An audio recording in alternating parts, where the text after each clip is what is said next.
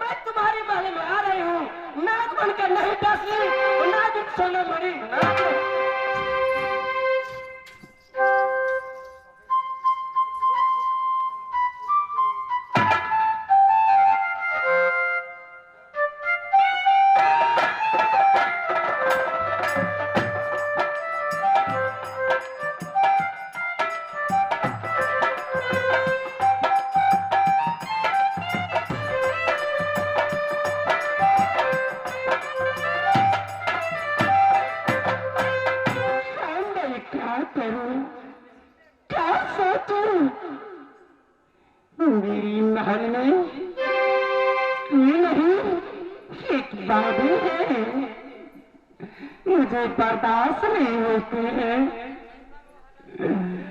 जो खरीद दिया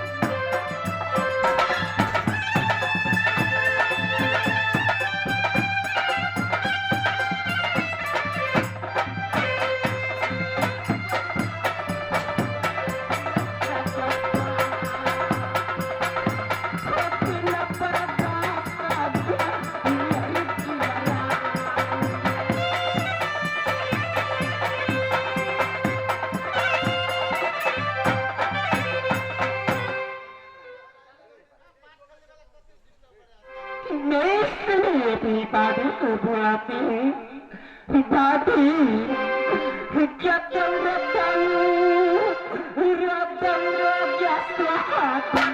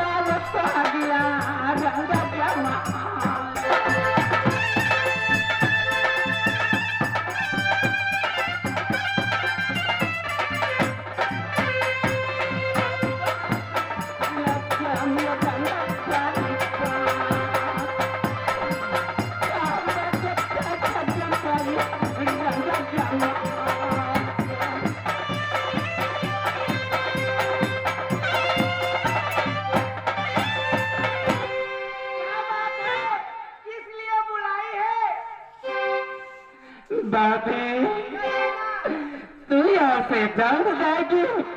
दीदी सुना महल में मुझे दर्द से बर्दाश्त नहीं होती है। बाबी जल्द तू दीदी सोना को बुला कर महल में आओ।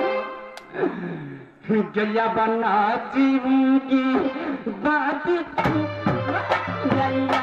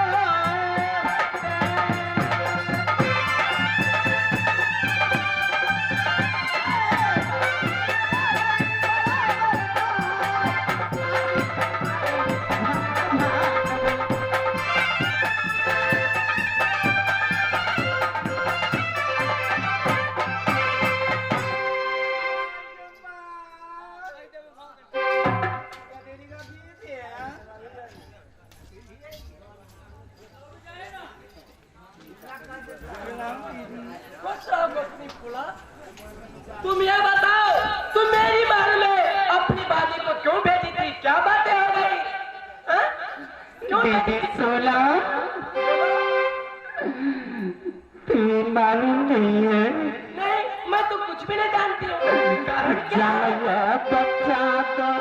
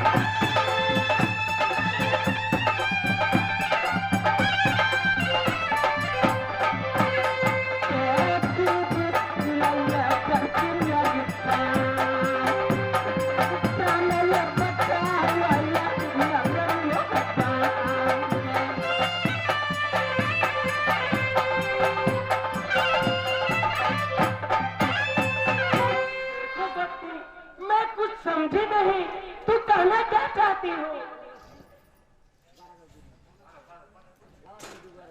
दीदी सोला बोलो मुझे बर्दाश्त नहीं होती है। परसों की दर्द उखड़ी है। जलती अड्डा करीना दीदी क्या खाना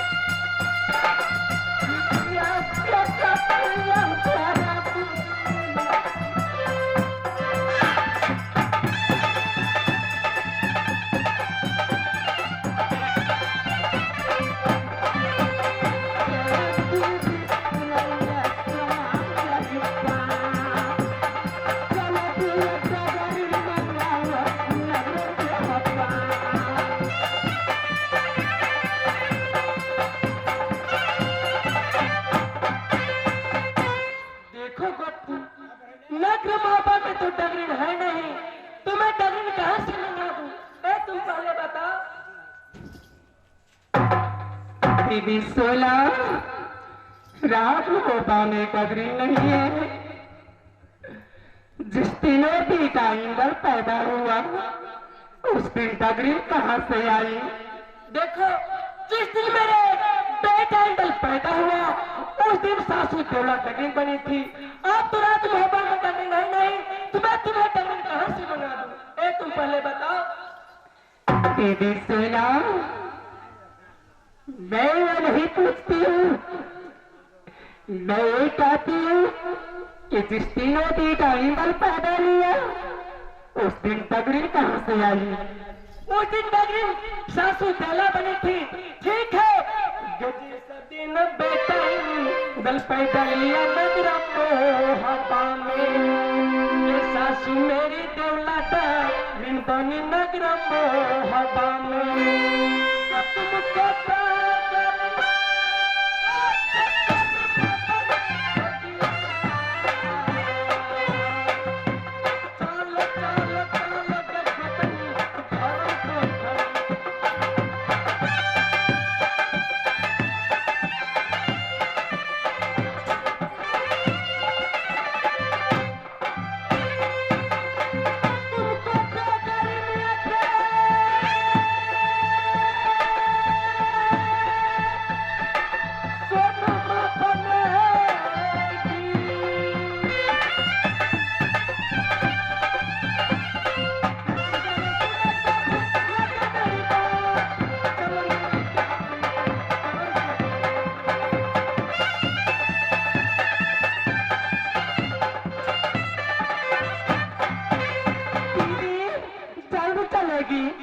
चल चलेगी मेरी बर्दाश्त। दीदी सोला, इस मरोपा की तू रानी, एक मैं हूँ रानी। दीदी सोला, मेरी भरोसा है कि तू मेरी जान बचा लेगी, बचा लेगी। दिन दिन गुनमा गाबै करके क्या दिखला, चूके चूके नामा जपबै करके हम दीदी।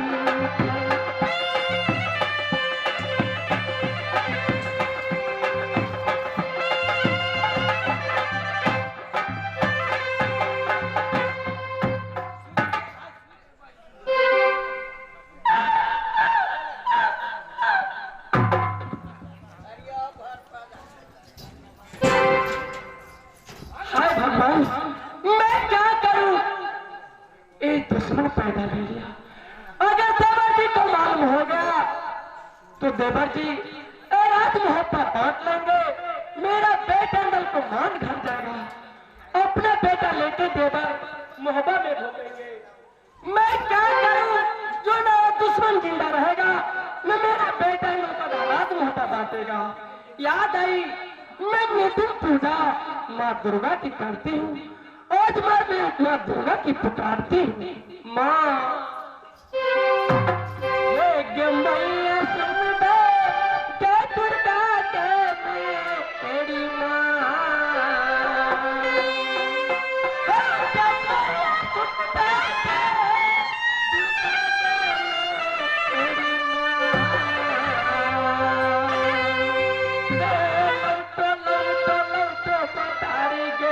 मेरी मोहला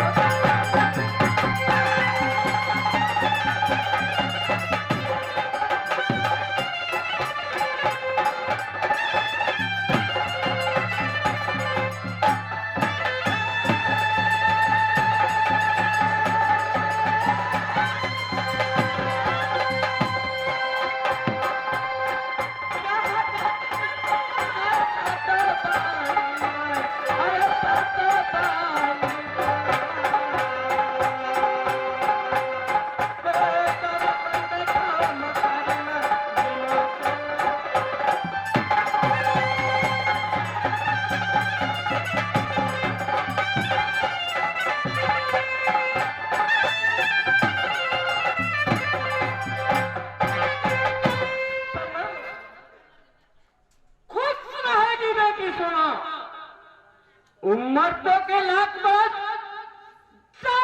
नील बहे गंगा की मन बढ़े पहाड़ बेटी सोना माँ क्या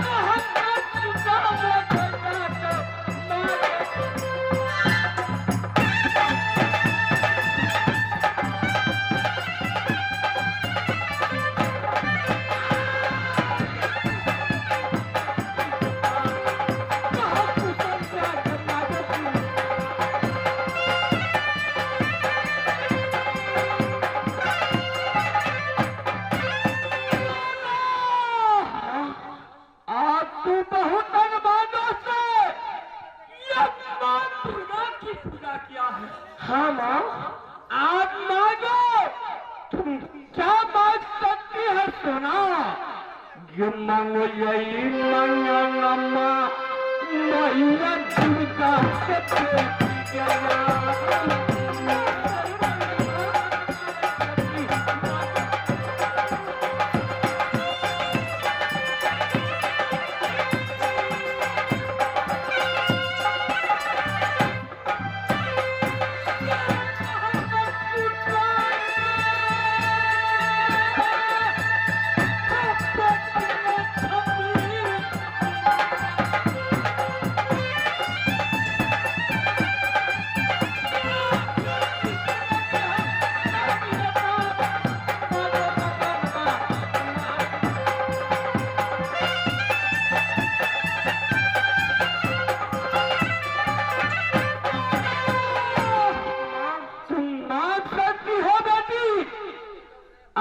तुम किस लिए बहुत दिनों की बात यह माँ दुर्गा की पूजा क्या है तुम मांग सकती हो माँ न चाहिए मुझे धन दौलत न चाहिए सोना चांदी माँ मैं वचन की भूखी हूँ तुम मेरे साथ वचन बना दो माँ माँ आई पथला जो पुगलई गई मतारी आई पथलैया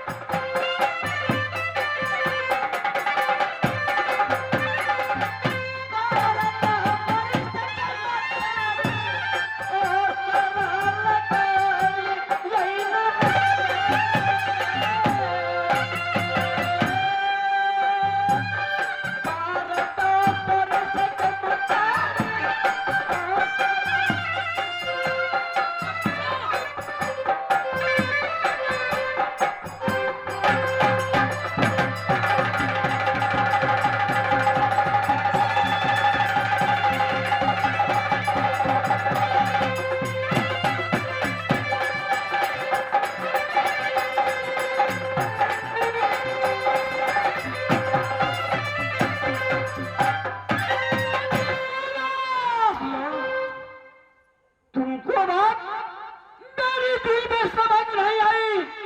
तुम अपनी भूखी खानों से फिर भी बोलो कि क्या मांगना है बेटी। माँ, न मुझे धन, न दौलत, न सोना, न चांदी, तुम सिर्फ मुझे वचन बना दो माँ, मैं वचन की भूखी हूँ माँ। सोना तुम्हारी भवन में है, तो वचन की क्या जरूरत है बेटी। नहीं नहीं माँ, मुझे तुम वचन बना दो माँ। क्या कही?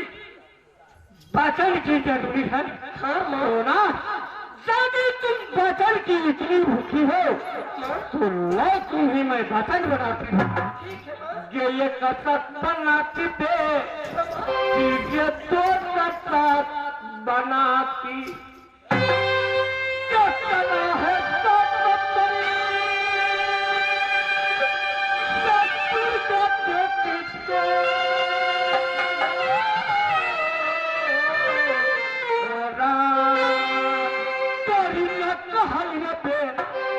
मैया दुर्गा के करे। सोना, ये सुन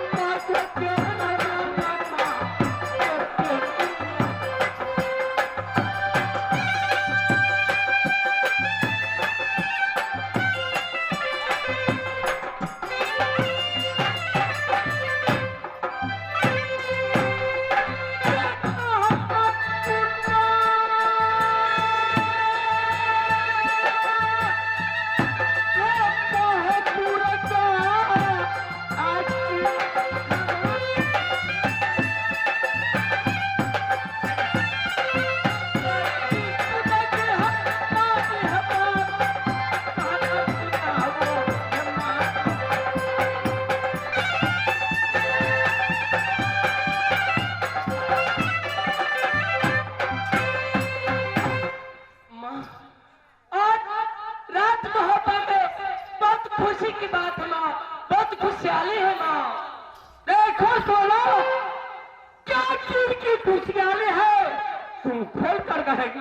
क्या तुम कुछ नहीं समझी माँ? आज राज मोहब्बा में पत्थर पे डूब चली है माँ। सोना, माँ समझ नहीं पाई। माँ, देवा जी को मोरई वाली है ना, उनकी बदन से सुंदर पुत्र पैदा लिया है माँ। सोना, ये तो बहुत खुशी की बात है। बेटा उदल की बहुत दिनों की बात पत्थर पर डूब जन्मी है, क्योंकि इस संसार में कोई चढ़ाती अच्छा चंदन, कोई चढ़ाती बेल की पात, लेकिन बेटा गंगे उदल अपने हाथों से भाई अवधा को मेरी पीढ़ी पर सर को चढ़ाई है। सोना, आज तू अपने खुशी से अपने हाथ से कंगन उठाओ, अगल बधाइयां बोलो, और जाकर मोहब्बत उठाओ। सोना, चुप रहो माँ, तुम्हारे लिए खुशी है, तुम्हारे लिए खुशहाली है, लेकिन मेरे लिए वो दुश्मन बदली है माँ। सोना, तुम आखिर कहना क्या चाहती हो? यही कहना चाहती हूँ, उस दुश्मन के ले जाकर अपनी खबर में भूख नहीं, कभी नहीं, कभी नहीं, कभी नहीं। क्या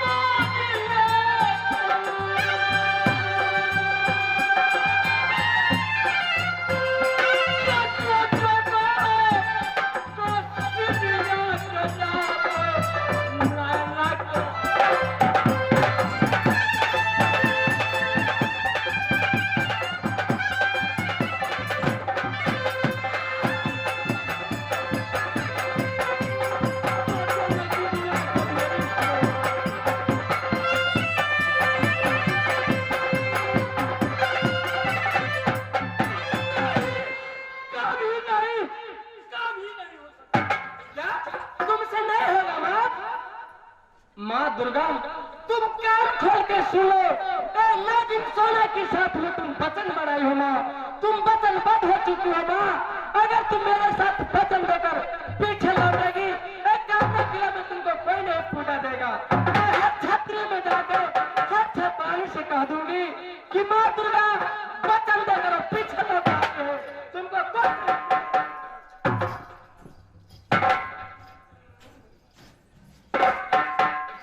मैं क्या करूं? यह डाइन के साथ मैं तो वचन हार चुकी हूँ, लेकिन मैं सोनी घर में नहीं जाऊंगी बेटी। ऐसे कहना चाहिए ना माँ कि बेटी सोना, मैं सोनी घर में नहीं जाऊंगी, मुझसे नहीं आती, मैं नहीं करूंगी माँ। तुम नहीं ठहरो, मैं उस दुश्मन को ला के देती हूँ तो अपनी खबर मुझसे सुना ये पूरा याद सिर पर गिरगी नम के जाएगा।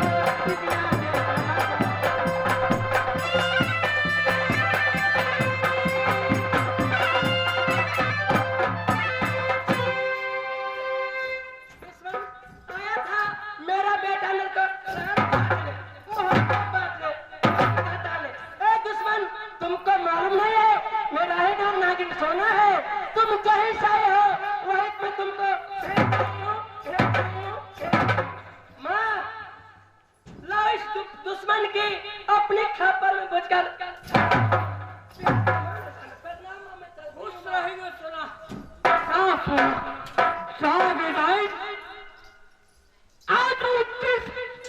जादू हर किलामी किस्मा जादू जाने न कोई, अब किस्मा जादू एक ही संसार में नागिन की सोना जानती है।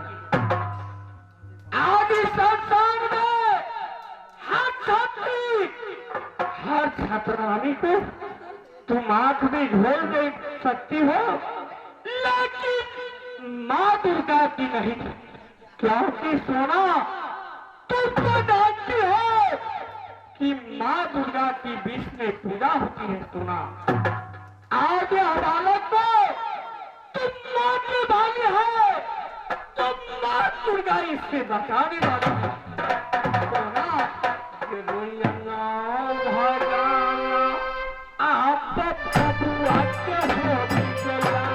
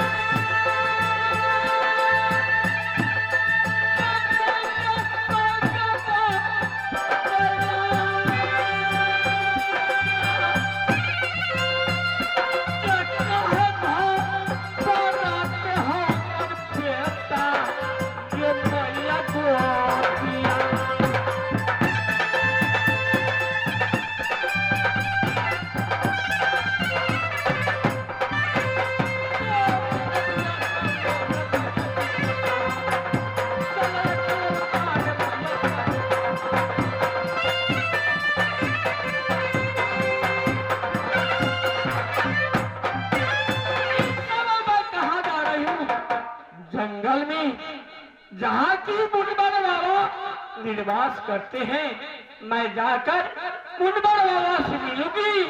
यह बालक को मैं कुछ बातें करूंगी बाबा। होया पिया कमैया तो सना